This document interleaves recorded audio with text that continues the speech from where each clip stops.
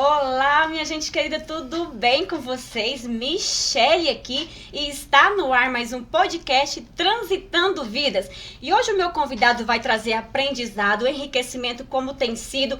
É ele, Robson Tadeu. Seja muito bem-vindo no nosso podcast. Que prazer poder receber você aqui para nos ensinar, para nos ajudar. Então, queridos inscritos e seguidores, papel e caneta na mão, porque está no ar aulas.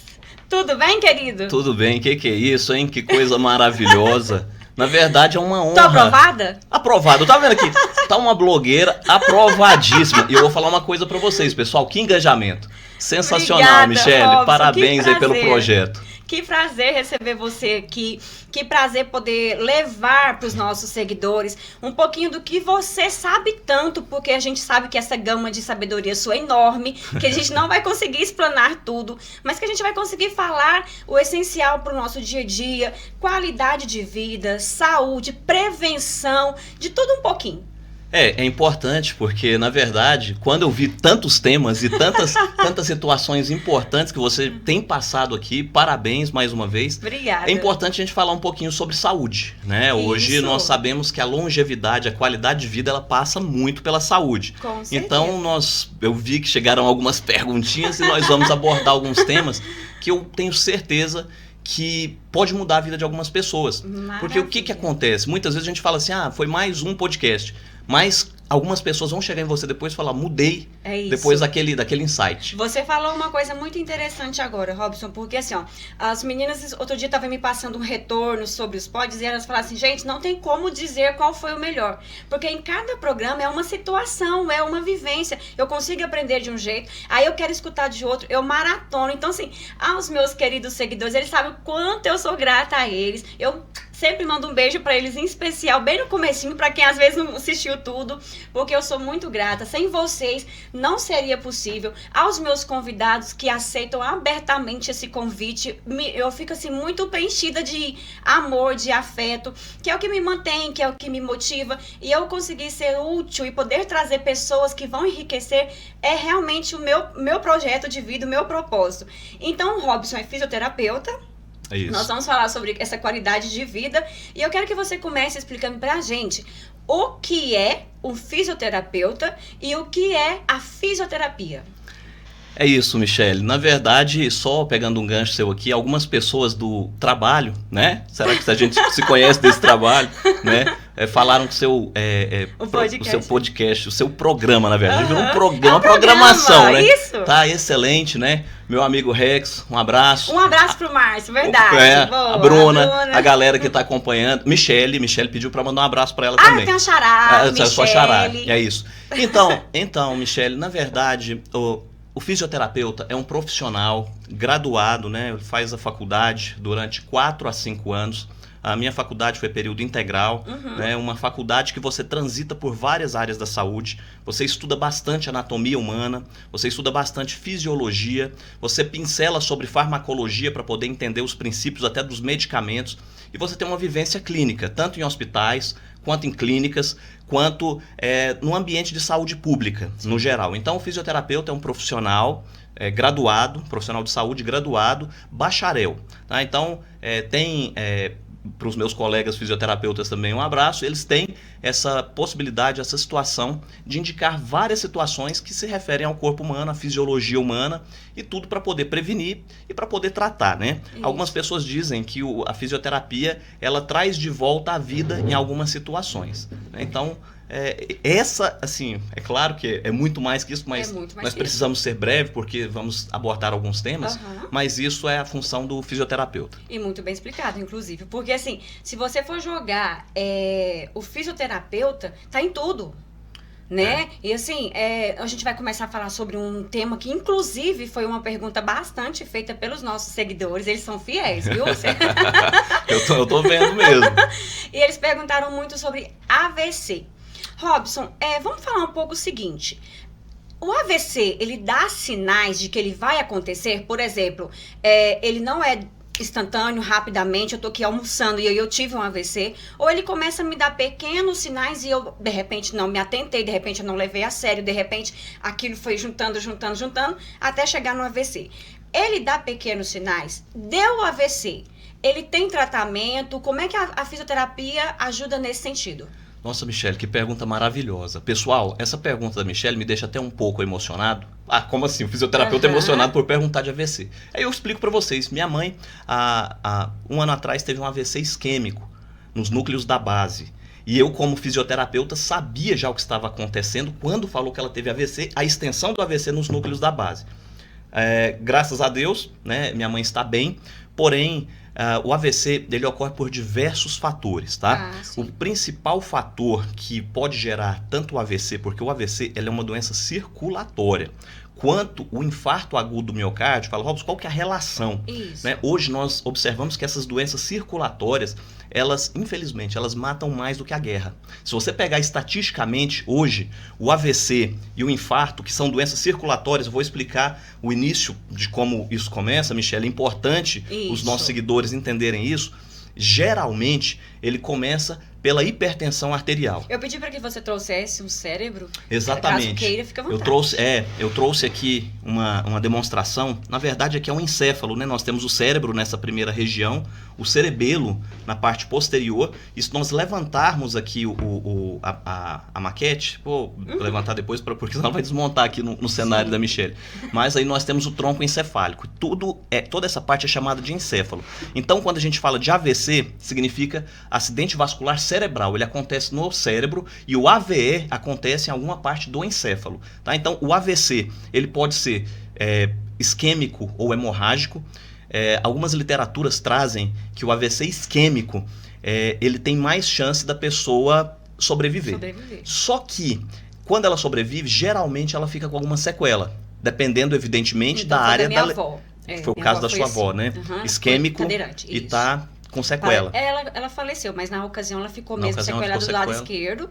E aí ela precisou da fisioterapia também para não ia voltar 100%, mas para que não atrofiasse o que tinha sobrado. O que já tinha sobrado. Exatamente, isso. A fisioterapia para não perder o que ela tinha. Isso. Então, é exatamente isso, pessoal. Quando vocês ouvirem falar de AVC isquêmico, o AVC isquêmico, a pessoa vai tender, tá? Isso é literatura, isso é amostragem científica, vai tender a ficar com sequelas.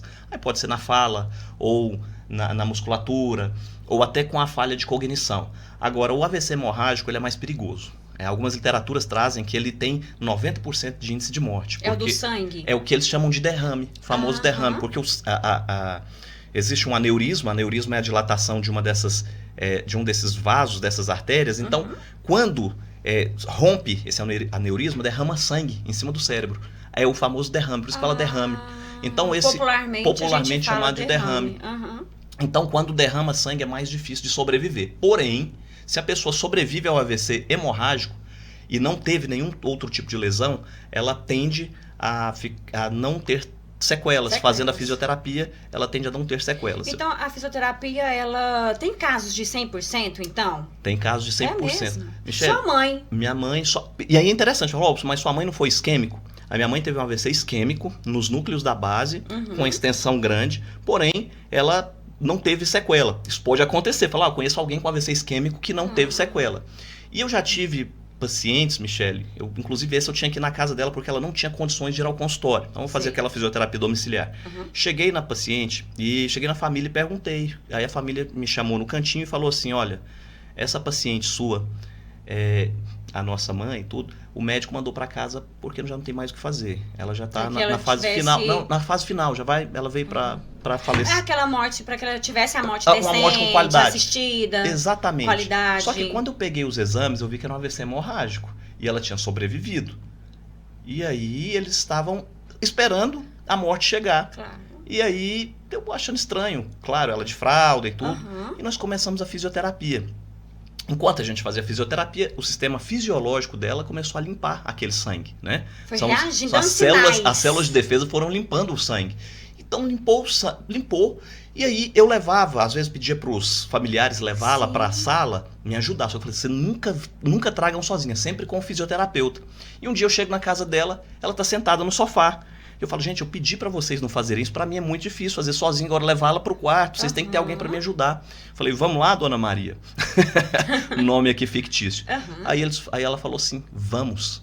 levantou e foi andando. Aí tava a família dela na sala e todo mundo começou a bater palma. Eles fizeram para mim, eles fizeram uma surpresa. Então até hoje eu lembro desse caso, porque ela tinha ido de acordo com a neuro, porque não tinha mais recurso, né? Já tinha feito o que podia ser feito. E aí, com a fisioterapia, ela se recuperou. Sempre há esperança, que é interessante. 100%. Vai a pé pra igreja, é uma alegria só. Nossa, e ela continua com essa vida ativa? Continua com a vida ativa. Gente, surpreendida! É impressionante. Que então, lindo! sempre tomar muito cuidado com qual sinal, principal sinal de AVC? Pressão arterial alta. Pressão arterial alta é um cuidado que precisa de ter. É um fator de risco. É um fator de risco. O pessoal fala que a pressão arterial alta, geralmente a hipertensão arterial, ela não dá sinais, né? Algumas pessoas não sentem nada. Não sentem nada. E aí acontece isso. A gente tem que tomar muito cuidado com o AVC, geralmente por hipertensão arterial. É silencioso, então qualquer sinal precisa ficar atento mesmo. Exatamente. E já deu AVC, a pessoa que teve AVC, ela pode ter novamente outro AVC? Ele é... Infelizmente, sim. Eu fico preocupado com a minha mãe, exatamente isso. Sim. Ela teve um AVC, então significa que ela tem algum tipo de problema circulatório que gerou esse processo. Então, é importantíssimo. O pessoal sempre fala assim, não vou fazer consulta não. Eu estava conversando com uma colega de trabalho esses dias, falou assim, olha, a gente gasta com carro, se o seu carro der algum problema, você gasta mais de R$1.000 fácil. Mas a gente muitas vezes não tem coragem de fazer uma consulta. Fala, isso aí, a gente precisa de estar procurando sempre os profissionais de saúde. E pegando esse seu gancho aqui, rapidamente, o Robson, é assim, ó, a gente gasta com carro, foi quando você começou a falar. Só que a gente gasta quando ele está muito ruim. E que se eu já levasse ele para uma revisão, para a gente detectar? Que maravilha, que pergunta maravilhosa, pessoal. Essa pergunta, essa menina, eu vou te falar, pergunta vai longe. Mas eu tô diante de um professor, de estudar. Desse jeito eu vou me achar. Mas olha só, Michele, realmente foi uma pergunta muito bacana, porque, pessoal, a prevenção. Isso. Hoje, se você for pegar dados estatísticos, inclusive dos governos, porque eu não quero falar de um nem de outro, mas dados estatísticos do governo da saúde pública, gasta-se bem menos quando é investido em prevenção do que no tratamento. E o tratamento depois talvez não tenha mais recurso. E a prevenção é a melhor coisa que podemos fazer na nossa vida, para que possamos viver mais, para a nossa família, para que tenhamos mais longevidade. Tudo passa-se pela prevenção. E hoje, Michele, está em alta falar assim, tô fitness, estou fazendo dieta, ou estou fazendo academia. Não adianta. Sempre será as principais prevenções. O que previne pressão arterial alta? Alimentação, atividade física. O que vai prevenir o infarto? Alimentação, atividade física. O que previne outras patologias? No geral, tá? Alimentação e atividade física. Robson, você está falando besteira? Não. 10% dos casos, podem olhar nas literaturas, são genéticos. Infelizmente, existem atletas que você vai ouvir falar que infartou, que teve algum tipo de AVC. Porém, na grande maioria das vezes, uma atividade física, uma dieta acompanhada, né, um estilo, uma reeducação alimentar acompanhada. É aquele estilo de vida, o estilo de vida. A pessoa tende... automático. Exatamente. Tende a ter mais longevidade e, consequentemente, mais qualidade de vida, porque a pessoa vai se sentir melhor, vai adoecer menos. Fazer as consultas, a gente procurar um profissional de saúde esporádicas, isso é importante, porque a gente muitas vezes não dá essa importância. E é extremamente importante. E aí o que seria R$150 vira 1.500, porque daí você descobre um outro probleminha ali, né? Exatamente. Então, assim, isso que você está falando é muito importante. Aconteceu da pessoa já ter tido o AVC. Ela precisa de reabilitação, precisa de fazer fisioterapia, de repente o médico já vai dar alta para que ela comece, né? Porque a gente precisa dessa alta médica. Em casa, como é que a gente pode ajudar eu vou dizer paciente, mas assim, uma pessoa da nossa casa? Porque quando a minha avó teve AVC, a minha avó confiava muito em mim. É óbvio que eu vou dizer que eu sou a neta favorita, que os meus primos não estão preparados. Eles vão ver isso. Pra essa conversa. Eles estão te vendo, só pra te falar, né? Mas enfim, assim, você cuidava mesmo. Nossa, eu cuidava. E eu tive uma época que eu fiz técnico de enfermagem, porque eu queria ser excelente em tudo que eu fazia. Só pra cuidar da minha avó. Você concluiu o técnico de enfermagem? Eu não terminei, porque minha avó morreu no meio da... No meio da transição do processo. E eu queria só pra cuidar da minha avó. Porque Nossa, não ia ter Michele, outro motivo pra mim. Eu ia ficar com ele lá. que Acaba que gracinha. tudo que a gente aprende, a gente leva mesmo, né? Com a gente. Então, assim, eu fiz pra cuidar da minha avó com excelência. Então, assim, ela teve a fisioterapeuta que ia na casa dela, uma moça, uma gracinha também. Só que, assim, com ela, como o caso foi muito grave, ela já tinha diabetes, tudo. Então, eu falo, como é que a gente cuida de uma pessoa que deu esse AVC, e aí ela tem alta? Como é que em casa, o que eu faço por ela? Essa pergunta muito boa também, pessoal, porque muitas vezes nós não somos apenas profissionais, nós somos familiares Sim. das pessoas que tiveram, envolve o sentimento, envolve aquele cuidado minucioso. E aí você vê aquela pessoa tão ativa, Isso. dependendo de um banho. De pegar, de dói pegar o demais, dedinho que tá ali enroladinho, demais, né? Dói demais. Às vezes o dedinho, a mãozinha tá ali Não, dói mais enroladinho. na gente que você vê aquela situação. Eu tive uma situação, e assim, o pessoal fala assim que eu sou muito emocionado. Cada pessoa tem um formato. A gente precisa de ter as pessoas que são mais frias, até para conseguir, por exemplo, você vai entubar uma pessoa, você vai mexer, os médicos, cirurgião, precisa de ter a frieza de fazer o que precisa de ser feito. Sim. Porém, existem as pessoas também que têm esse cunho mais de se ligar emocionalmente às pessoas. Infelizmente, mesmo sendo profissional de saúde, Você ou é felizmente, eu sou um desses. Então, felizmente. eu cheguei numa vez numa casa também que ela não podia ir ao consultório, que a mãozinha dela estava tão enrolada, a gente chama padrão flexor de membro superior, e a perna fica esticadinha, padrão extensor de membro inferior. Então, superior, inferior. A mãozinha dela ficava tão enroladinha que a unha dela ficava difícil de cortar, porque ficava aqui entrando. Né? E aí a gente cheguei lá, e na hora que eu fui mexer no dedinho dela, ela não conseguia, evidentemente, falar, mas ela olhou pra mim, balançou a cabeça e falou assim, não faz isso não.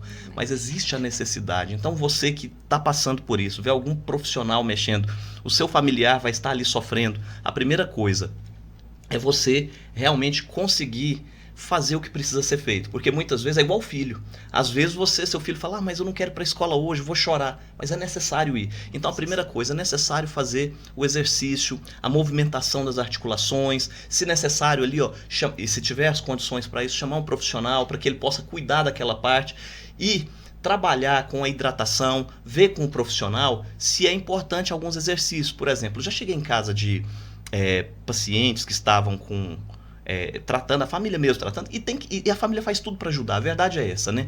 E estava apertando a bolinha. Só que apertar a bolinha, ela atrofiava ainda aqui, mais. né? Então, então, Michele, até respondendo a sua pergunta, primeira coisa, precisa se orientar em relação ao que é a patologia, entender o que é isso. Eu entendi o que é, eu já sei mais ou menos o que eu posso fazer. Pego com esse profissional alguns exercícios que eu consiga fazer. Lembrando que a fisioterapia é com o fisioterapeuta, mas os exercícios, porque o fisioterapeuta vai 1 hora e o restante do tempo? Exercício, hidratação, fazer o alongamento correto, fazer os estímulos corretos, para quando o profissional chegar, já ter um campo mais preparado. Aquecendo também, exatamente. Né? Porque assim... E aí tomar cuidado pra gente não fadigar. Porque tem gente que quer... Eu tive um paciente que... A família dele queria tanto que ele melhorasse que ficava 24 horas acima dele. Eu chegava e ele já estava fadigado, ele não aguentava mais. E você falando isso é interessante. Eu fui buscando, nossa, na minha memória assim, e a minha avó, chegava os dias da físio, ela chorava, ela não queria fazer. E ela não queria fazer, não era porque ela não gostava da moça, ela não conseguia mais viver aquela situação, porque ela, na cabeça dela, ela sabia que não ia muito ter recurso. E aí ela começava a chorar, ela ficava triste, deprimida. Teve um dia que a gente teve que dispensar a moça, falou, não tá dando certo, ela tá triste, tá pior do que... Tem dia que ela tá mulherzinha, ela pensa que ela vai fazer, nossa, é muito triste isso que você falou. Acaba que a pessoa que tá ali fala, não, eu tô sendo um peso, eu não quero mais. Exatamente. E começa... E uma grande situação, a sua avó era consciente, ela era lúcida. Ela era lúcida. Nossa, eu, inclusive, só vou abrir aqui uma aspas. Minha avó era maravilhosa. Eu nunca vi uma avó melhor que a minha. Eu fui criada com a minha avó, né, assim, muito maravilhosa. Nossa senhora, sou apaixonada da minha avó. E ela, no dia que aconteceu, que ela voltou pra casa, que ela ficou uns dias internada e ganhou alta. E o Emanuel, privilegiadíssimo, foi criado com ela, né? Então, aos 4 anos, que foi quando ela morreu, o Emanuel ficava na casa dela. Privilegiadíssimo ele. Porque minha avó amava o Emanuel mais do que tudo. Pensa que aí entendi a ligação. Nossa senhora, ele é muito maravilhoso, assim. Ficar na minha avó, ele era muito bem cuidado, ele queria amor mesmo, sabe? E ela falou assim, ó, Michele, vem aqui. Ela tinha dificuldade pra falar e ela contou que tinha, eu nunca esqueci, na época, R$50 enrolado num cobertor dentro do baú. E aí eu falei, vó, tem certeza? Ela falou assim, tenho. Pega e compra pro neném alguma coisa. Oh, meu Deus. Eu tô emocionada de contar esse caso. Como? E eu abri o baú, que ela gostava de guardar as coisas, a coberta, essas coisas. Eu abri. E de fato tinha R$50 enrolado numa coberta. E eu peguei. E ela me deu. E ela te deu. Me deu, sua favorita. Pra comprar, pra comprar uma coisa pro neném. Pro Emanuel. Porque o Emanuel era. E pra você ver, ela teve esse AVC, foi gravíssimo. E continuou. E a cabeça, ó. Continuou funcionando. Então, se funcionou pra isso, funcionava pra ela entender que pra ela tava sendo peso. Exato. E não era um prazer. Só que pra ela, que sempre foi ativa, acordava às 5 horas da manhã, ligava o som, fazia café, fazia tudo. Gente, isso pra ela foi, ó. E de repente ser um peso pra família. Isso. Pessoal, os seguidores, ouvintes desse podcast, prestem bastante atenção nisso. A pessoa, muitas vezes, que não está conversando, não está falando, ela não está necessariamente, não está lúcida. Então, prestem bastante atenção. Algumas pessoas conversavam de pacientes meus, Michele, perto da pessoa, situações que ela não poderia ouvir. Não era aquele tipo de conversa de conduta. E aí, a pessoa parecia inerte, imóvel, parecia que não estava com a cognição ativa. Eu cheguei na mão dela aqui, contralateral, a que estava com a lesão, porque um lado fica lesionado com AVC, fica um lado. A gente chama de hemiplegia e ou hemiparesia, depende da avaliação. Mas aquele lado que estava hemiplégico, eu cheguei no contralateral e olhei para ela e falei assim: se a senhora está me ouvindo, aperta a minha mão. Ela apertou a minha mão. Eu falei: a senhora está sentindo dor? Apertou a minha mão novamente. Ela sabia, mas não conseguia falar. Enquanto isso, a família chegava, falava tudo perto. Então, as pessoas ficam lúcidas, pessoal. Não necessariamente 100% dos casos, mas em alguns casos elas não conseguem falar, mas estão conseguindo ter a cognição de tudo que está acontecendo, assim como foi sua avó, Michele. E é interessante, mas essencial. Eu estou tendo uma aula, né? Você sabe que isso. Tá sendo assim muito prazeroso isso, mas a audição é o último sentido que a pessoa perde. Sabia? Sabia. Olha eu ensinando pra... Sabia? Exatamente. E depende muito da área lesada. Porque depende da área lesionada... Eu falo assim, porque você tá falando que as pessoas chegam e ficam falando um monte de coisa. Ela entende. E aí tá na UTI, mas a audição, né? E aí eu até falo uma reflexão meio que espiritual mesmo. É o momento da gente se consertar, o momento da gente chegar lá e dizer muitas coisas positivas, coisas boas, que amam, quanto aquela pessoa é preciosa pra gente. É o momento nesse leito mesmo de dizer, porque a audição é o último sentido. Deixa eu fazer só um parênteses, 20 segundos. Quantos você quiser. Sobre essa questão da pessoa estar entendendo ou não. Eu trabalhei na UTI durante um tempo, e quando a gente vai passar o prontuário, passar o plantão para a próxima equipe, né, nós recebemos o plantão dos médicos da equipe que vinha. Olha, esse aqui, na UTI, o médico falou assim: olha, infelizmente... nós não temos muita esperança. O médico falando. Sim. O trator passou com as 2 rodas em cima dele, né? Então ele já estava numa situação onde os aparelhos mostravam que não existia mais respostas nem a medicamentos, nem a mais nada. Então a gente saiu e o médico falou: então aqui vocês não precisam de trabalhar, porque vamos para quem a gente acha que vai sobreviver. Exatamente, dele, né? Exatamente. Então vamos passar. E aí no dia seguinte, eu realmente olho para o leito tá vazio da UTI, eu já pensei que tinha ido. Quando eu olho para o lado, no dia seguinte, não demorou muito tempo. Acontece isso, viu, gente, na área da saúde. Verdade. Ele estava sentado na cadeira, e quando nós fomos pegar o plantão, ele falou: e aí, doutor, vai fazer a minha fisioterapia ou eu já não tenho mais jeito? Eu olhei assim, não era eu que tinha falado isso, eu recebi o plantão, mas mesmo assim, falei: impressionante como ele, no estado que nós chamamos de coma, ouviu e reagiu dessa maneira. Então, existem muitas situações assim. Que história então, as pessoas muitas vezes que nós achamos que não estão lúcidas, né, não estão com a cognição em dias, e aí alguns médicos e alguns prontuários, alguns enfermeiros, né, vão colocar no relatório que é algum tipo de confusão e tudo. Porém, existem essas situações para poder reforçar a sua fala, que eu acho... eu te associo muito com psicólogo, tá falando isso para você. Porque essa questão de... Eu venho falando algo que não pode, que é assim, ó, o Robson, é uma frase que eu ouvi que eu carrego para mim. Ao tocar uma alma humana, seja apenas outra alma humana. Eu preciso repetir novamente, porque o fisioterapeuta, é como você está falando, ele é além, porque ele está tocando numa outra alma humana. Exatamente. Porque o momento que você pega naquele paciente, você está ali no terapia intensiva, né? Ele está gelado, ele está frio, né? Devido às condições. Aí você desencosta ele, você começa a dar fôlego de vida para ele. E eu entendo que isso é além daquele corpo físico. Você está tocando na alma dele, e por muitas vezes ele está ali, ó, desenganado pela medicina. E aí você tá sendo isso, e eu te associo muito como psicólogo. Michele, você vai ter que trazer aqui depois no seu pódio também uma galera que fala exatamente sobre isso. Depois eles vão pesquisar. Eu amo que cada convidado me indica outro convidado e eu quero. Outro tipo de situação. Mas é exatamente isso. Algumas pessoas têm melhora da forma que você trabalha e trata eu ela. Acho isso muito Se lindo. vocês olharem, pesquisem lá depois, Masaru Emoto e a experiência com as águas. Foi aquela fala, colocaram águas, copos com águas em diversos locais com pessoas com sentimentos diferentes só próximo à água. Depois ele retirou a molécula de H2O, isso depois procura na internet, Masaru Emoto, experiência com as águas, e foi olhar no microscópio. O H2O não deixou de ser H2O, a molécula continuou H2O, água. Porém, cada molécula estava desenhada de maneira diferente. Uma, que estava sentindo gratidão, por exemplo, tinha um determinado formato, a coisa mais linda. Isso mostra lá, ele tirou as fotos, ampliou e tirou foto. Expôs no museu. E algumas estações, e foi colocado como pesquisa científica validada, tá? Sim. Então, mostraram que depende da forma que você trata a água, ela reage de maneira diferente. Fala, Robson, o que tem a ver? Quantos por cento você tem de água? De 70% a 90%. Imagina que eu tô com a Michele aqui, com essa luz maravilhosa. Porque a Michele realmente, quem conhece a Michele sabe, ela tem uma luz maravilhosa. Então eu fico perto da Michele, eu ficaria aqui 4 horas conversando com ela, sairia daqui, tratado. A verdade é essa. E já existem pessoas, que vocês sabem disso, você vai estar perto de algumas pessoas que vão gerar a sua energia. Parece que vai baixar a sua energia. Você fala, Robson, isso é verdade? O Japão tem muito essa coisa de energia, então esse japonês, ele comprovou isso. Então, é muito importante nós entendermos o que nós estamos sendo na vida das pessoas.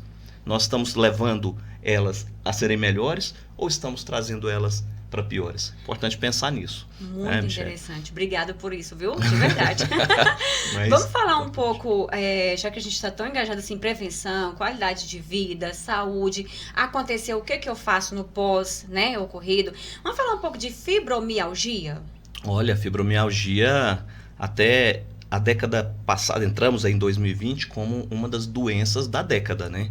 Porque todo mundo falava assim, eu devo ter fibromialgia porque eu tenho muita dor.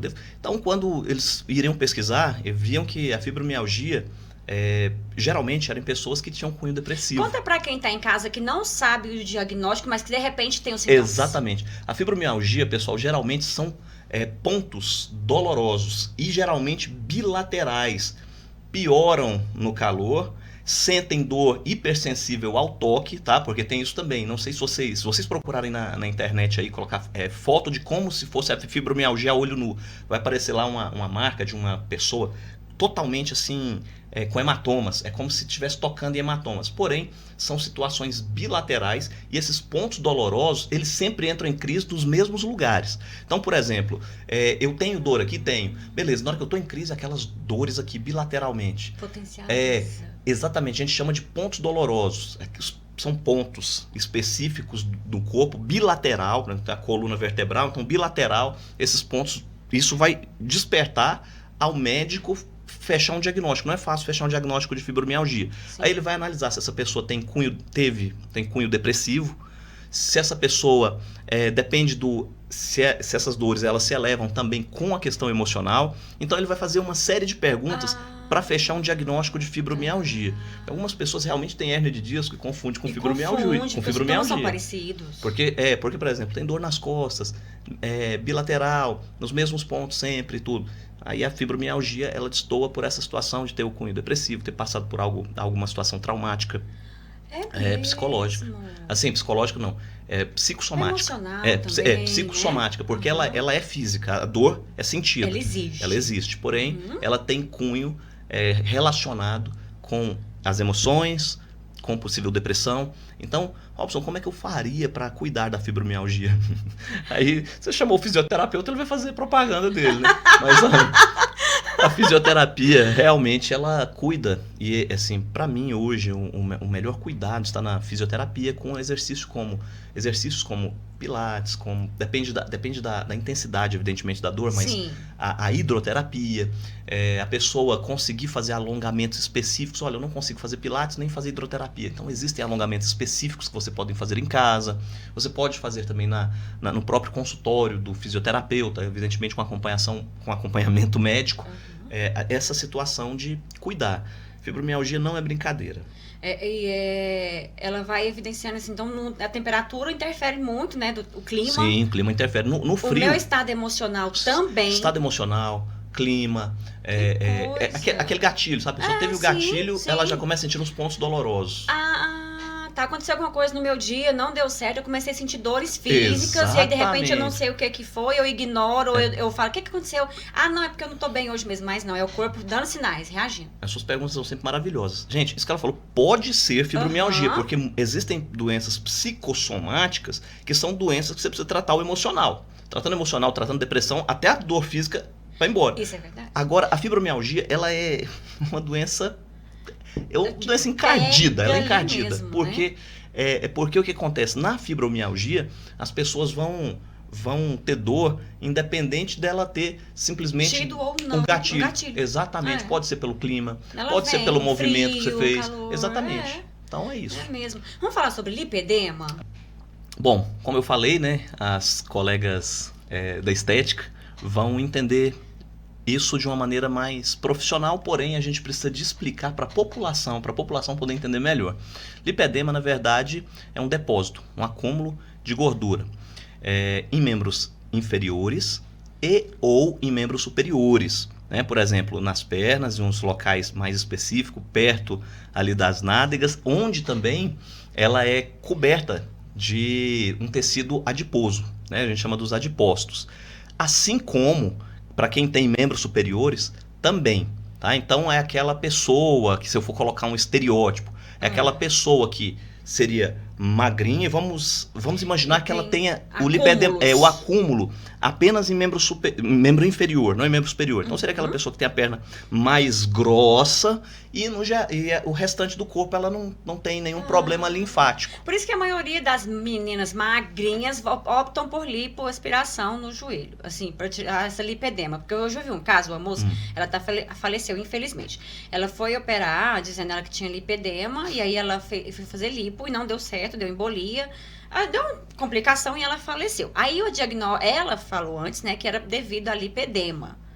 Aí nós precisamos... Pessoal, olha as perguntas, Michele, que interessante para a sociedade no geral. Pessoal, muito cuidado. O diagnóstico é importante ser feito com um profissional. É importante saber os tratamentos para cada caso. Porque tem pessoa que vai para reeducação alimentar, tem pessoa que vai para atividade física e vai ter resultado. E tem pessoas que vão precisar de outros tipos de intervenção. Vai depender de qual é o quadro e qual é o caso. E se eu puder puxar um gancho, eu faria uma relação de lipedema e linfedema, que aí as pessoas fazem essa confusão. Porque a linfedema é um problema linfático, nas linfas. É como se eu tivesse, eu vou falar a grosso modo, tá, pessoal? Pressionando ali nós estamos falando de membros inferiores, vamos imaginar que sejam nos membros inferiores. É como se estivesse pressionando a linfa e ela não tivesse como tirar esse líquido dali. Então fica realmente bastante inchado, com acúmulo grande de líquido. Esse é o linfedema, problema linfático. Necessário acompanhamento médico, necessário a medicação correta, e aí, de acordo com o que o médico passar, é necessário fazer as drenagens linfáticas, porque esse problema já é um problema linfático. Enquanto o lipedema, que é o que nós estamos falando anteriores, é um problema de depósito de gordura.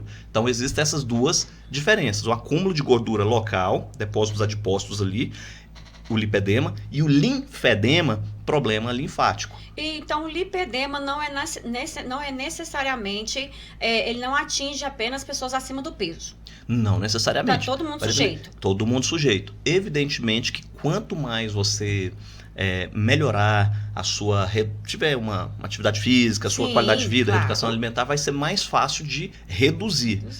Porém, existem essas situações. Lipedema, depósito de gordura. Linfedema, problema linfático, precisa de ser acompanhado, tratado, assim como o lipedema também. Porém, cada um na diferença fisiológica, as diferenças fisiológicas das situações. Da situação, porque daí ele tem que ser analisado, tem que ser acompanhamento médico, né? Não pode simplesmente eu achar que eu tenho e fazer o que eu começar a fazer. Mas geralmente as pessoas que possuem, principalmente o linfedema, geralmente as pessoas que possuem, infelizmente, essa patologia, eles vão ter que procurar o profissional. Procurar. Não tem Dói. Dói. Dói, existem, por exemplo, imagina só que aqui tá meu bracinho fininho. Aí, pessoal, meu bracinho fininho tá falando pra Michelle que eu tive academia, ela não acreditou não. Você, academia? Eu já tive academia, mas esse bracinho meu fininho, imagina que eu começo a depositar gordura em cima dele, né? Então ela vai comprimir de alguma maneira o meu sistema circulatório, os microvasos, os capilares, e isso vai gerar dor. Isso vai gerar dor, é um movimento. Quando eu for fazer atividade física, vai doer mais do que dói nos outros, porque atividade física dói na academia. Porém, vai doer mais. No linfedema, vai ter uma dor, porque você vai ter um déficit também no retorno venoso. Então, tanto o lipedema, que é o depósito de gordura, quanto o linfedema vão ocasionar dores e precisam de tratamento. Pessoal, um alerta para vocês aqui no Pod da Michelle. Gente, lindo, olha lá, abriu parênteses, tá tudo muito lindo. Tem agenda, tem caneca, tá? Olha só. Eu vou trazer o Robson mais vezes. Muito legal. Mas uma informação importante aqui para vocês, tá?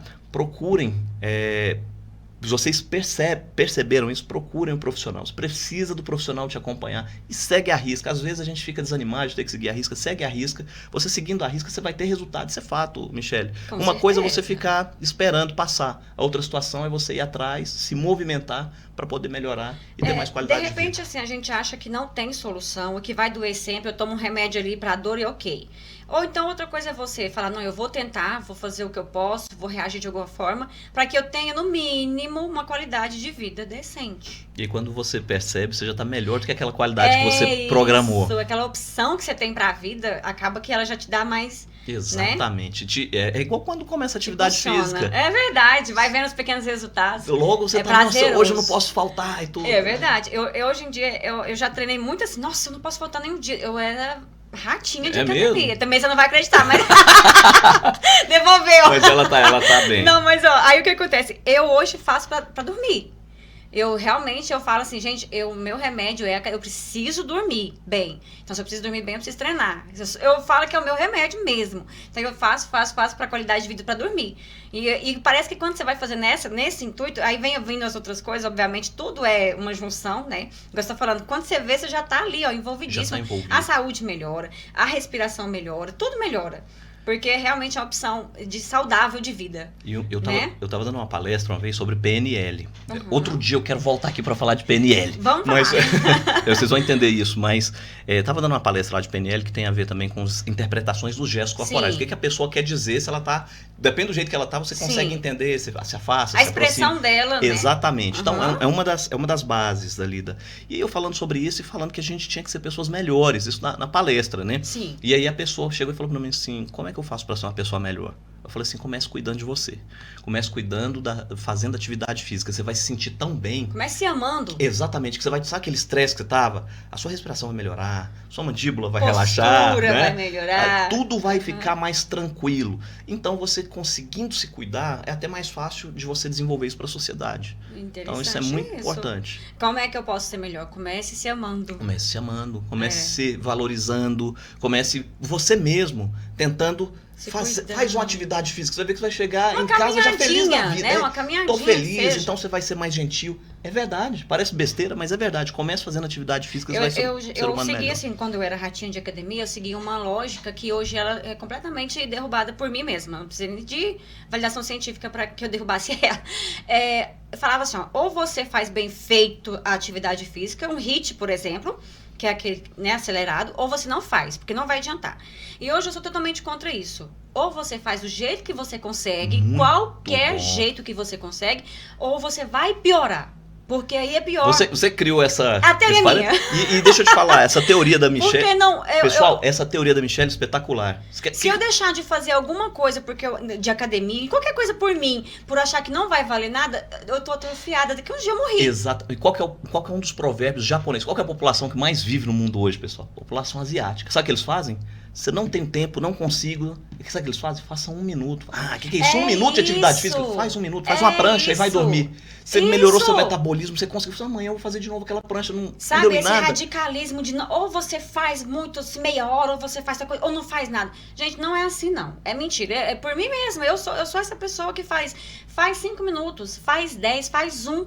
Faz a prancha. Como você vai pegar uma pessoa com um cunho depressivo e vai falar, você tem que sair. isso. Ela não, começa se você com um não minuto, sorriu cara, hoje, derruba. Exatamente. Gente, não existe É isso. isso. Você tem que, evidentemente, com os acompanhamentos dos profissionais Claro. necessários, porém, com essa teoria. Que Eu vou seja fazer um o que eu minuto. consigo, vou fazer 1 minuto. Isso. Amanhã, cara, um minuto não deu nada, foi tranquilo, vou fazer 2. Isso. Se você pega uma pessoa que está em estágio, numa crise mais avançada de Avançada. depressão, você não vai conseguir colocar ela para fazer 1 hora, ou é tudo ou nada. Nem sempre é assim. É Às vezes você isso. precisa de ir no seu ritmo e do jeito que você consegue. Daqui a pouco você vai ver tanto que você tá bem. E aí Você aquele tem que dia sair, que tem eu que se não fiz movimentar. nada, tá ok. Ontem eu vou imaginar, não, mas ontem eu fiz 1 minuto, hoje eu não tô legal, mas a gente precisa se respeitar e fazer sim. Não é porque Exatamente. o profissional que estudou em Harvard falou que se eu não fizer, não vai dar certo. Aí esse Esquece profissional precisa de ele, entender as gente. vidas, do que são Vamos vidas. pra vida real. Faz sim, faz o que você conseguir no seu melhor, dentro do seu melhor e vai dar tudo certo. Exatamente, Vamos concordo. falar um pouquinho pra gente meio CLT? Fisioterapia ocupacional? Olha, a fisioterapia ocupacional. A fisioterapia ocupacional, ela é uma fisioterapia que trabalha nas empresas, né? Aham. Eu tava falando com a Michelle aqui antes de... Eu não sabia que ia ter essa pergunta, eu falei pra ela que eu tive... Eu surpreendo todos os meus Ela convidados. surpreende, ela é fera mesmo. Eu tive consultórios em empresas em todo o estado de Goiás, né? Aham. Eu tive consultório em empresas aqui, empresas no DAIA, eu tive consultórios em empresas em Goiânia, Brasília e tudo. E, na verdade, quem trabalhavam conosco eram fisioterapeutas ocupacionais. Eles trabalhavam nas empresas para auxiliar as pessoas a ter mais qualidade de vida nas empresas. Inclusive, eu dei uma aula recentemente agora de ergonomia, que é uma das especialidades do fisioterapeuta que trabalha nas empresas. E esse profissional, ele eleva a qualidade de vida dos profissionais que estão ali dentro. Porque o que acontece? Muitas vezes o estresse, as Isso. demandas do dia a dia, Sentado o o dia burnout, inteiro. exatamente. A gente chega, faz um alongamento, a famosa ginástica laboral, o pessoal fala, ginástica laboral. Mas a ginástica laboral é só um termo de entrada, mas a gente tem aquelas cadeirinhas de quick massagem que você leva, tira o estresse. Eu tive um caso, Michelle, de se vocês olharem na internet, vocês vão achar de onde eu tô falando, né? De qual cidade. Não foi aqui em Anápolis, tá? Mas um motorista em horário de pico, motorista de ônibus, tá? Transporte coletivo. Em horário de pico, ele deixou o ônibus, tanto estresse que ele passou. Saiu. E saiu. Eu vi. E saiu e deixou o pessoal lá. Esse foi o segundo caso. Esse foi um caso anterior da empresa que eu comecei a trabalhar por isso. Aí foi ver o que esse... A diretora foi ver o que estava acontecendo com esse profissional, ele estava com burnout. A gente chama burnout, né? O pessoal fala burnout. Eu já ia falando, o que é burnout? Eu só conheço burnout. Burnout. É a mesma fala, tá, gente? Algumas pessoas pronunciam burnout e sim. outras pessoas, por exemplo, alguns professores meus pronunciavam burnout. Que é o excesso É o cansaço mental. É o limite ali, ó. Gota Quando a d'água. pessoa passa do limite, ela já está numa fase que é isso que esse... É o gota d'água. O primeiro caso que aconteceu, ele deixou o ônibus lá, no horário de pico, numa praça, lotada de carro. Lotada de carro, porque o que acontece? Ele veio de casa, tinha brigado com a esposa, chegou um pouco atrasado. O supervisor dele já também brigou com ele, chegou atrasado. Então ele já saiu no ônibus. Na hora que ele sai, ele dirigiu ali, barulho do motor quente, tudo. E aí, de repente, ele freia para não passar, para não ter um acidente com a moto. E aí o pessoal lá grita, ô, seu vagabundo, você não tá carregando porco, não. Isso é normal, o pessoal fazendo o transporte. Isso é normal. O pessoal falou isso, ele desligou o ônibus, desceu e foi embora. E aí o que acontece? A multa para a empresa é grande. Então é um dos casos, tá? Existem muitos casos que acontecem nas empresas, mas multa para a empresa é grande. Vai ter que indenizar, entre aspas, aquela população que estava ali, que estava prestando serviço. Então o gasto foi muito alto. O que o fisioterapeuta fez? Eu criei um espaço zen nessa empresa. Para todos os motoristas chegarem ali, ter uma salinha. Um momento para relaxar. Exatamente, a luz desligada, um climatizador, porque eles chegavam já, né? Porque eles estavam... Aí aquelas músicas, barulhos de pássaro e a cadeirinha de massagem. Eles chegavam a receber essa massagem, a gente aferia a pressão deles, pessoal. Isso eu fiz no meu relatório, antes e depois. Todos diminuíam a pressão arterial, melhorava a respiração, melhorava a frequência cardíaca. O que acontece? Ele volta renovado para poder ir para o trabalho. Então, um dos fatos que a fisioterapia ocupacional faz é estudar por que aquele trabalhador está doente, seja por estresse ou seja por físico mesmo. E proporciona qualidade de vida para ele no trabalho. O custo do cuidado é sempre menor do que o de novo, reparo. Você falou no início e nós estamos falando de novo. Gente, sempre. Sempre. Essa prevenção. O cuidado, a prevenção Isso. sempre vai ser melhor do que o Melhor reparo. do que o Imagina, reparo. imagina só essa empresa reparar tudo isso. Olha isso, é isso. Olha esse E se reparo. Mas a Né? diretora foi inteligente. Ela viu, instalou e colocou lá um projeto. Antes que acontecesse algo. mais. Mas primeiro aconteceu. Se tivesse tratado antes, Não vai evitar os outros, mas, né? Mas assim, Exatamente. algumas coisas acontecem para que a gente sirva de alerta, exatamente. É o caso que eu te Isso. falei do AVC. né? Exatamente. Muito cuidado com a pressão arterial. Cuidado, pessoal. E aí vamos cuidar da pressão. Igual você disse. O custo do cuidado é menor, muito, sempre isso, muito do reparo. melhor, Verdade. menor do que o do reparo. Isso. Vamos falar um pouco sobre dores nas articulações infantis. Por exemplo, joelho das crianças dói com frequência. E aí a gente já começa... Ou a gente deixa porque fala que é a dor do crescimento, né? Ou a gente acaba desabonando aquilo ali. Ou a gente começa a ter que se atentar. É acima, é sobrepeso, é falta de exercício. O que gera maior dor no joelho dos filhos, das crianças? Você me lembrou minha filha agora. Beijo, papai. Papai tá... Ela deve tem estar vendo a quantas? gente. Eu tenho só uma. Só uma mocinha. É uma mocinha. Já tem 11 aninhos. Como o tempo passa, né? rápido. Como que pode? Eu com 18 tenho uma filha de 11? Eu não sei. Mas minha filha chama Amanda e ela começou, já tem alguns meses, reclamar de dor no joelho, de às vezes não conseguir brincar com as colegas. E isso é muito comum nas crianças, principalmente, o que você ia falar era fase de crescimento. Isso. Existe realmente o estirão do crescimento, que quando modifica a anatomia, por que eu falo modifica a anatomia? Alguns professores de anatomia falam assim, ai, meus ouvidos doeram. Mas eu tô falando de uma forma para que o pessoal me entenda mesmo. Eu quero que você fale para que a gente entenda Exatamente, mesmo. porque cresceu, você modificou. Aquele osso não tá daquele tamanho mais. Os ligamentos, as articulações, os tendões têm que se adaptar àquele crescimento. Então aquilo lá não é normal, ele acaba fazendo o quê? Gerando dor, porque ele tem que se adaptar a um novo... É meio que ele tá esticando. Exatamente, ali, a um novo processo, a um novo padrão. É igual quando a gente está fazendo academia, você não está crescendo, seu músculo Sim. cresce, vai doer. Vai doer. Porque sua articulação modificou, seu músculo modificou. Então existe sim a famosa, abre aspas, dor do crescimento, fecha aspas, existe mesmo essa dor, porém é necessário analisar. É o que eu falo.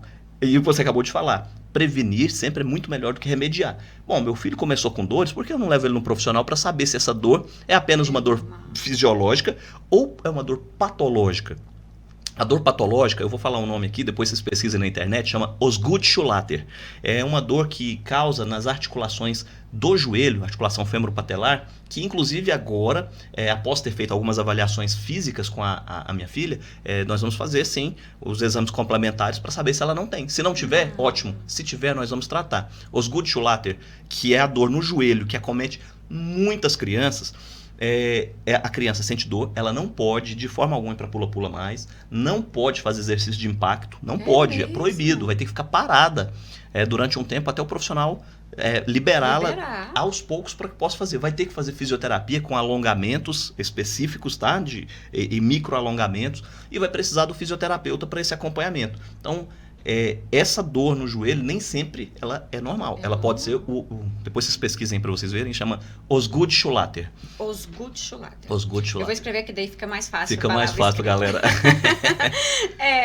Ô Robson, vamos falar um pouco sobre como a fisioterapia atua em tratamento, em prevenção para a queda de idosos. Porque a gente vê muita gente em casa colhendo idosos. Como a fisioterapia ajuda? Nossa, Michele, só perguntão aqui. Só perguntão. Esse meu seguidor, eu junto com as minhas, vai virando assim um montante de informação. Gente, talvez vocês estejam até falando assim, Rob, você é emocionado, você fica falando que tudo é bom. Gente, eu vou falar uma coisa, mas é uma verdade. As perguntas dela são perguntas do meio que nós trabalhamos, do dia a dia, que leva à morte. É isso. Como assim?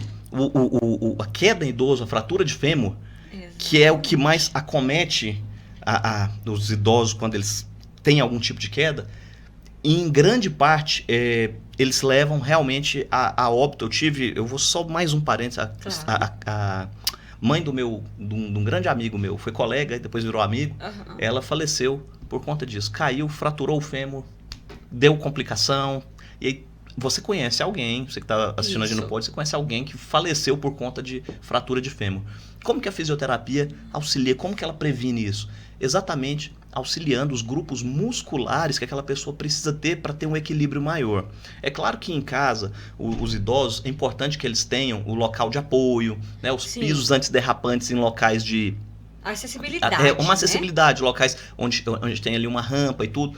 Então, essa acessibilidade é importante. Porém, o mais importante é cuidar de si. Então, existem grupos musculares, quadríceps, isquios tibiais. Eu falei, assim, né, gente? Pra quem malha, sabe, os né? nomes normais, assim, A coxa, pra gente. a coxa na parte anterior e a coxa na parte posterior ajuda a estabilizar algum determinado tipo de desequilíbrio, tá? As forças nos bracinhos, a gente pensa que não, mas na hora que precisa de um apoio, então precisa também de ter essa força no braço, força nas pernas. E a pessoa não pode ser encurtada. Alongamento. Não sei se você sabia, Michele, os japoneses são os que mais vivem, nós citamos aqui. Eles também vivem mais, saíram alguns artigos científicos que mostram que quem alonga diariamente tende a viver até 10 anos a mais de quem não alonga. Não Como sabia. assim? Quedas. E foram colocando várias situações para mostrar que existe uma longevidade em quem faz alongamento. E aí a fisioterapia entra, porque o fisioterapeuta é o que alonga e o que ensina a alongar. Pilates, ele ensina você a fazer o alongamento sozinho em casa.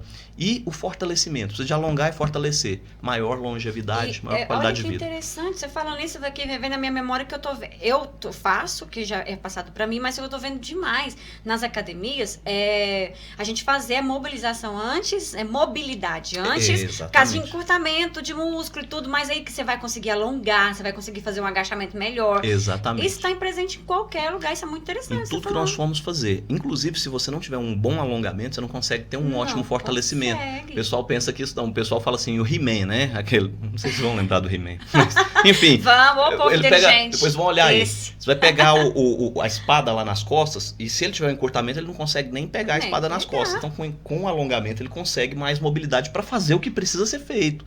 Então, alongamento e fortalecimento, principalmente membros inferiores.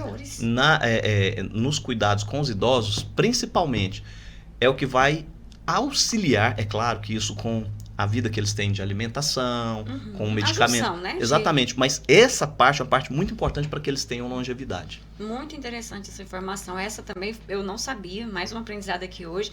E você fica chateado, porque você sim, é muito extrovertido. Você fica chateado quando te confunde com massagista? Não, essa pergunta aí, cara, eu acho tão engraçado. Você faz massagem, as pessoas fazem essa confusão. Não, eu acho tão engraçado, porque o que acontece? Não, Michele, essa foi boa. Mas assim, quando eles falam sobre, Robson, você é massagista, faz uma massagem, eu faço. Porque eu também sou, na fisioterapia, eu aprendi diversos tipos de massagem. Por exemplo, massagem com pedras quentes, por exemplo, massagem com óleo, massagem por pressão. Aprendi até massagens mais do estilo oriental. Então, eu não importo. Eu até fui professor de massoterapia na faculdade. Sem problema nenhum, né? Eu até parei de ser professor de massoterapia porque eu dava aula para estética, né? Então, assim, mais as alunas se sentem, depois de um tempo delas vendo que tudo é profissional, mas elas se sentem melhor com mulheres sendo professoras de massoterapia. Mas, assim, eu parei, inclusive, de ser professor de massoterapia, mas quando chega alguém para fazer massagem, eu não importo se é criança, assim, depende da criança que necessita ali, mas se idoso, se é jovem, se é mulher, se é homem, se a pessoa se deslocou de onde ela deslocou para vir fazer um tratamento, você vai desenvolver um tratamento que ela precise. E às vezes a massagem tira várias dores. Agora, essa pergunta é muito engraçada, porque lá na fisioterapia, a galera fica, tá me chamando de massagista, tem muita gente que não gosta. Fica ofendido. Tem muita gente que não gosta. Eu chegou um médico uma vez, colega lá de onde eu tinha uns consultórios, falou, Robson, você vai fazer o seguinte, eu vou me candidatar, isso faz tempo, tá, gente? Eu vou me candidatar, e aí você vai entregar um santinho meu e falar assim, vou até te fazer uma massagem. Aí eu falei pra ele, você tá me chamando, brinquei com ele, você tá me chamando de massagista? Ele ficou vermelhinho, não, e tava, gente...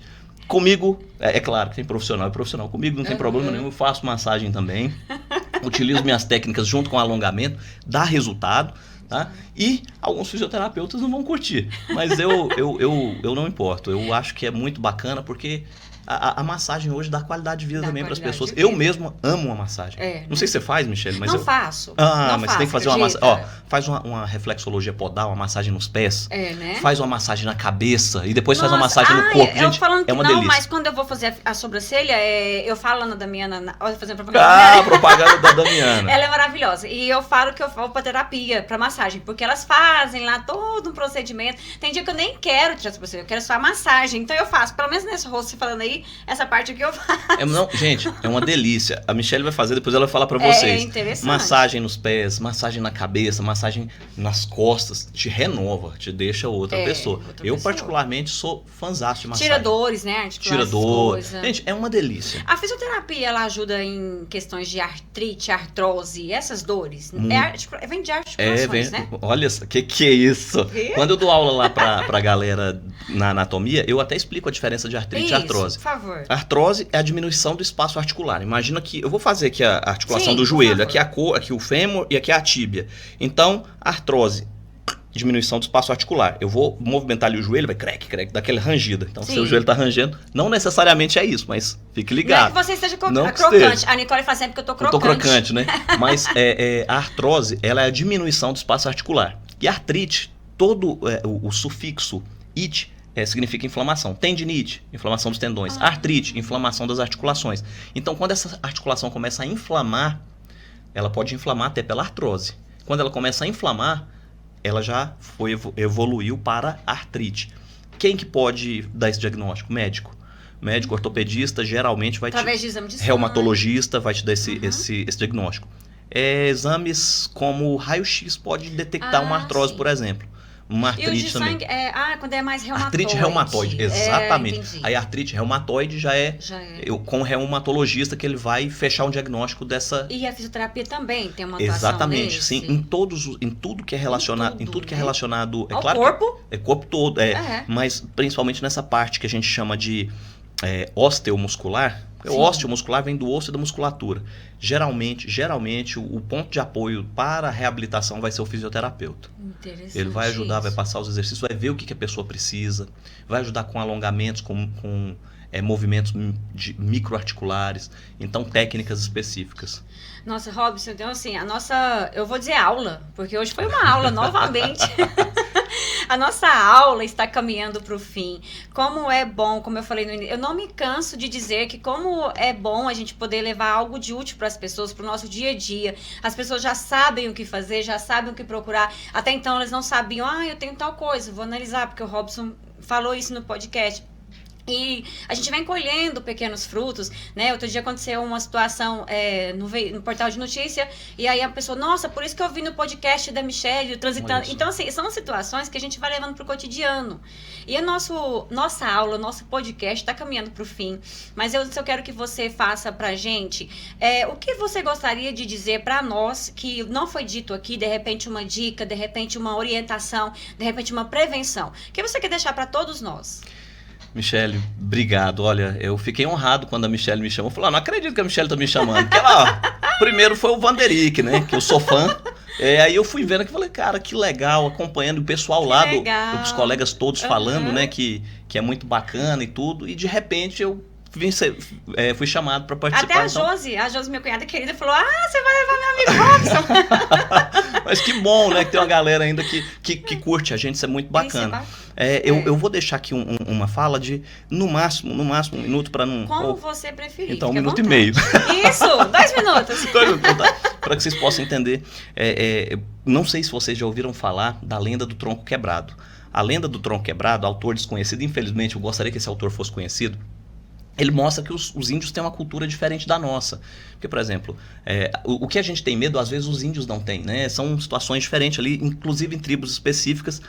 E alguns índios, para poder casar, eles colocam a mão na cumbuca, não sei se vocês já viram, cheio de formiga. Então, o índio que for guerreiro, ele não vai chorar. Ele vai colocar a mão na cumbuca perto... A prova de fogo. A prova de fogo. Tirou, não chorou, um índio guerreiro, pode casar com a minha filha. E existe uma prova ainda, que eu acho que ainda é mais difícil, que são para as crianças.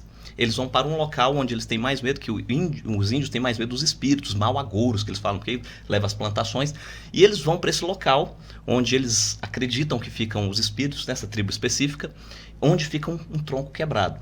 E a criança, para poder sair da barra da saia da mãe, para poder sair para pescar com o pai, para poder sair para caçar, ele precisa de passar por essa prova de fogo também, que é ficar a noite inteira, sentada nesse tronco quebrado, enquanto está vendado. Os que conseguem passar por essa prova já está pronto. Só que o pai leva ele lá, e o menino ele fica sentado, né? Essa fase da transição da criança para a adolescência, fica sentado nesse tronco. E esse tronco, é interessante que ele ouve coisas, porque à noite tem muito barulho, né? Ouve muito barulho, sente aquele vento, ele sente, o índio ele não sente aquele frio que a gente sente, mas aquele frio na barriga que é o pior, aquele frio na espinha que a gente chama. Sim. E a criança tá a ponto de tirar a venda e sair correndo embora para casa e não conseguir, mas ela resiste. E aí, como diz, né? Inclusive é uma passagem bíblica, né? O choro pode durar uma noite, a alegria vem pela manhã. Quando começam os primeiros raios de sol, que é chamado de aurora, ele começa... A criança é como se a luz viesse pela cortina, né? Já viu na sua casa quando a cortina tá... A fresta, então, eu amo. A fresta amo o sol o sol chegou. Então ela fala, graças a Deus, eu consegui vencer, amanheceu. Na hora que ela tira a venda, ela olha para trás, ela tem a maior surpresa da vida dela, que vai ficar marcado para sempre. O pai dela não saiu de perto. O pai dela levou essa criança para lá. Ela achou que estava sozinha durante a prova, porém...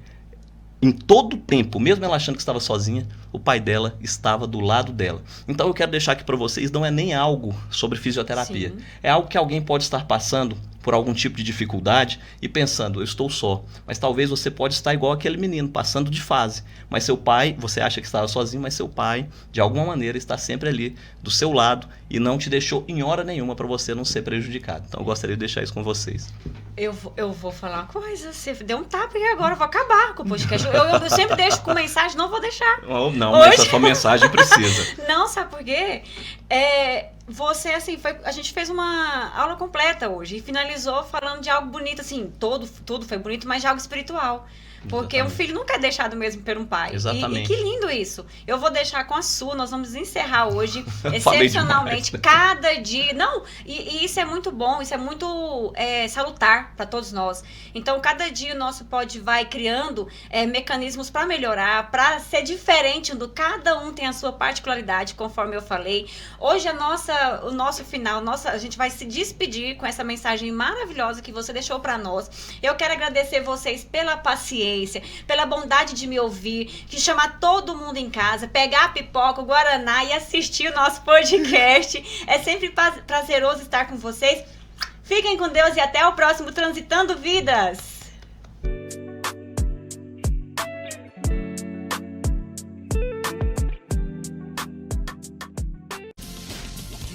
Amém. Já acabou o reality. Só se for pra você, porque pra mim continua 24 horas aqui no Globoplay. Obrigado, 7 Fibra!